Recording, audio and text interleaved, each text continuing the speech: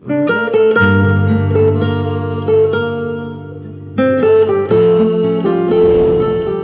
अभी आ रही हूँ। जब मुहूर्त ही निकल गया सगाई का तो सॉरी क्या कर लेगी।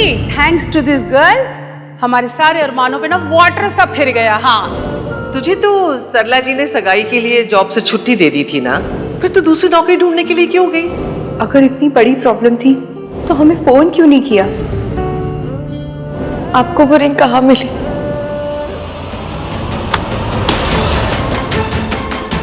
I can't believe कि एक पल के लिए मैंने उस लड़की की फिक्र की, उस लड़की की।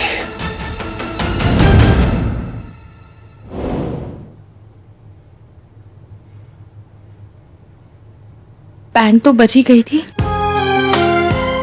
पर अगर मिस्टर एवीएम नहीं होते तो ऐतिहासिक बैंड बच गई होती। पर मेरे बिना कहे उन्हें मेरी परेशानी समझ कैसे आ गई?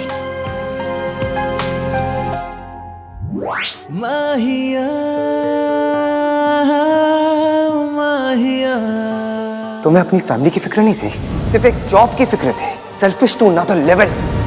जो लोग कहते हैं ना कि लड़की शादी के बाद जॉब के साथ साथ घर भी संभाल सकती है, वो तीन चीजों के साथ इनजस्टिस कर रहे हैं: घर, जॉब और सारी लड़कियां।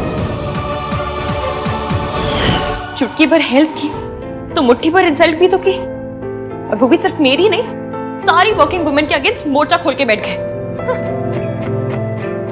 जो लड़की लोगों की भागकर शादी करवाए, उनकी फैमिलीज का दिल तोड़े, वो मेरी गाड़ी में नहीं बैठ सकते। लड़का हो या लड़की, जो ये हरकत थी वो बेहुदा थी। जब तुम ब्रेकफास्ट के बाद घर से निकली थी तो बहुत परेशान लग रही थी। मुझे लगा पता नहीं क्या हो गया है, मे बी तुम्हें किसी की हेल्प की जरूरत है।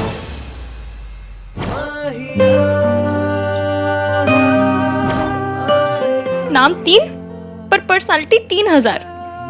हर दिन एक नया रूप दिखाकर सरप्राइज करते रहते, कभी ऐसा तो कभी वैसे। मिस्टर एवीएम, आखिर तुम हो कैसे?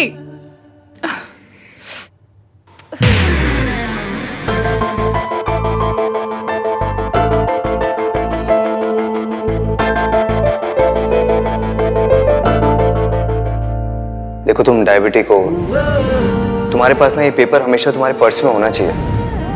अच्छा आप ये पेपर लेके चल रहे थे, इसने बचा लिया आपको। उसे पता था मैं परेशान थी, वो मेरे साथ नहीं थे, फिर भी मेरे साथ थे।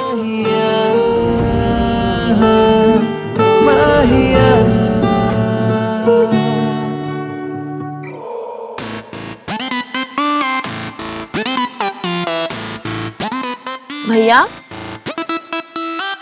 भाई भाई मैंने आपकी गाड़ी ठोक दी। दादी ने बॉयफ्रेंड बना लिया, पापा को एलियंस उठा के ले गए भाई।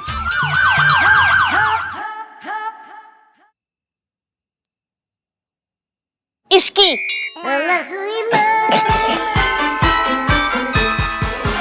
इसकी बातें क्यों सुनता है तू? अरे भोला तो कुछ भी बोलता है, मत सुना कर। क्या हुआ है भाई? आप ऐसे आहांदा परेशान बने हुए क्यों बैठे हो? मैं परेशान नहीं हूँ। तो आप ये ऐसे ये मुक्का बना के क्यों बैठे हुए हो? तू कब से बॉडी लैंग्वेज एक्सपर्ट बन गया है?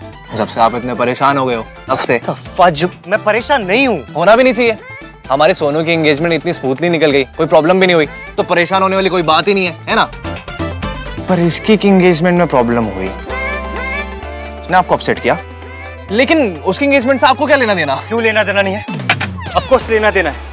एक एंगेजमेंट दो लोगों के बीच में होती है, और इसमें दूसरा इंसान मेरा बेस्ट फ्रेंड है। It affects me. उस लड़की की वजह से मेरे बेस्ट फ्रेंड को, उसकी फैमिली को, सबके सामने एम्बैरेस होना पड़ा। और तू बार बार उस लड़की को सेव क्यों कर रहा था? अगर सरला आंटी नाराज हो जाती तो हो जाती। कैसी अजीब बातें कर रही थी वो, एंड आई कांट बिलीव आप उनसे एग्री कर रहे थे। एंड आई कांट बिलीव तू अपनी ये महा रैंडम, महा लिबरल, महा मॉडर्न बातें उनके सामने कर रहा था। आप हर वर्ड के पीछे महा क्यों लगा रहे हो? वो बात में वजन डालने के लिए महा बोल रहे होंगे। बातें इतनी इलॉजिकल है कि 50 किलो का डंबल भी लटका दोगे ना तब भी वजन नहीं आएगी बातों में। रियली? तुझे ऐसा लग रहा है कि मैं इलॉजिकल बातें कर रहा हूँ? और क्या? तूने देखा नहीं कि जब एक लड़की गलती करती है तो वो बात कितनी बड़ी बन जाती है? चाहे वो ढोल वाले को ना बुलाने वाली छोटी गलती हो, या अपनी सगाई पर अंगूठी खो देने वाली बड़ी गलती। भाई आप इतना एजिटेट क्यों हो रहे हो? काम डाउन ना भाई। I can't calm down. Don't ask me to calm down. भैया इस चीपड़े को छोड़ो ना आप। ससुराल मैं जा रही हूँ, ये नहीं। और ये कुछ भी बोले, मैं आपकी बात मानूंगी। थैंक्स। हमारी सोसाइटी में लड़कियों को एक्स्ट्रा केयरफुल होना पड़ता है।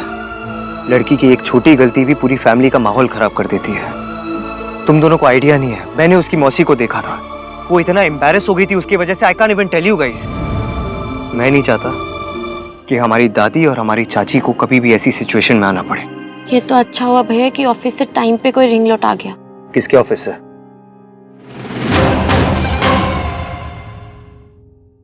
ऐसे ही रोमांस और ड्रामा से भरपूर सीरियल्स देखने के लिए हमारे चैनल को अभी सब्सक्राइब करें, वीडियो को हाइप करें, शेयर करें और कमेंट में अपनी फीलिंग जरूर शेयर करें। भाई कोई सच में उसके ऑफिस से आया था?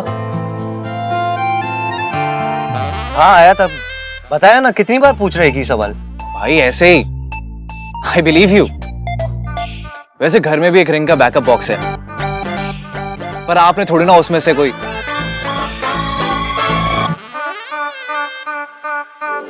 ओ भाई साहब!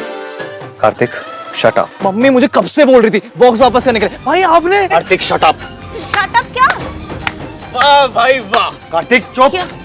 भाई ने इसी को बचाने के लिए सारी हदें पार कर दी। क्या मुझे भी पता। भाई ने रिंग के बॉक्स में से इश्क को रिंग दे दी है?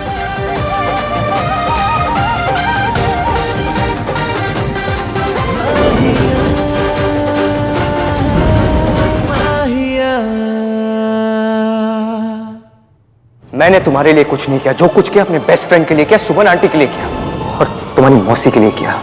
मैं नहीं चाहता था कि तुम्हारी हरकत की वजह से वो सबके सामने और शर्मिंदा हो। उसे मेरी फैमिली की फिक्र है।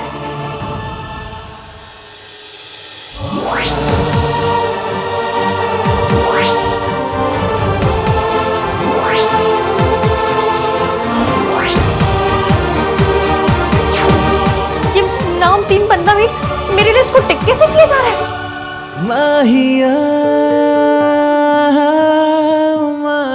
नहीं नहीं नहीं नहीं, ये लिस्ट मयंक को टिक करनी है, एवीएम को नहीं। अगर मैं उस लड़की की गलत हरकतों की लिस्ट बनाऊंगा ना, तो पता है लिस्ट बनाने से पहले क्या करूंगा? क्या करोगे? एक सप्लीमेंट कॉपी लूंगा। मेरी आइडियल गर्ल की लिस्ट के हर पॉइंट के एग्जैक्ट ऑपोजिट है वो लड़की। आपके ऐसे कोई लिस्ट भी है? यस। पॉइंट नंबर 1, लड़की की प्रायोरिटी घर होनी चाहिए, जॉब नहीं। पॉइंट नंबर 2, लड़की घर की शांति के लिए हर चीज सैक्रिफाइस करेगी, no drama at all. Point number 3, marriage over love. Marriage क्या? अबे वो छोड़ सोनू, ये देख भाई ने ऐसी लिस्ट बनाई है जिसका सोल पर्पस ये है कि इसकी उस लिस्ट में फिट ना हो पाए। मैरिज ओवर लव का मतलब है कि लड़की के दिमाग में शादी को लेकर फिल्मी आइडियाज ना हो। उसके दिमाग में ये ना हो कि शादी के बाद वो अपने हस्बैंड के साथ स्विट्जरलैंड जाएगी, गाना गाएगी, डांस करेगी। शादी का मतलब जिम्मेदारी। भाई ये लिस्ट नहीं है, ये एंटी इश्क की लिस्ट है। ऐसा तो नहीं है, लेकिन मैं ऐसी लिस्ट बनाऊंगा, एंटी दैट गर्ल लिस्ट। मेरा दिमाग चल गया है। ये लिस्ट सिर्फ और सिर्फ मयंक के लिए। उसने एक गलती की है, बस उसे चांस दे, दूसरों से टिक मत करवा। वो भी मिस्टर एवीएम से बिल्कुल नहीं।